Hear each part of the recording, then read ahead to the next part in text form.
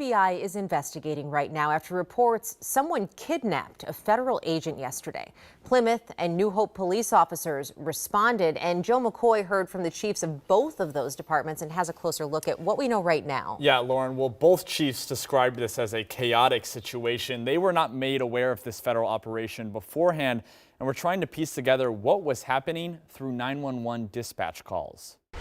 A federal operation turned alleged kidnapping transpiring between Plymouth and New Hope yesterday afternoon, as local law enforcement did their best to piece together what was going on. And so our officers are just kind of sorting through the chaos. Plymouth Police Chief Eric Fadden says his officers were made aware through 911 dispatch calls that a Homeland Security Investigations agent had reportedly been kidnapped by a detainee inside the detainee's car. It's not something we hear every day, especially in Plymouth here. So obviously our senses were, a little elevated with that. It's unclear so far what led to this situation, but Chief Fadden says multiple 911 calls came from inside the car.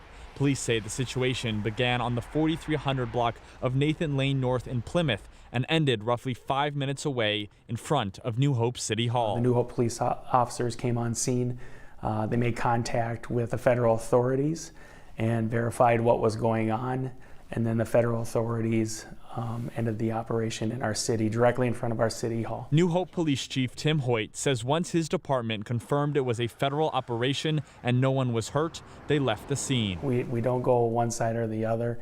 We're just here to keep our residents safe. Police say a woman was also in the car being detained by federal agents in front of New Hope City Hall. If there's ever an instance when we can be notified ahead of time so that we know this is going on, all of that just is preferable for us as an agency.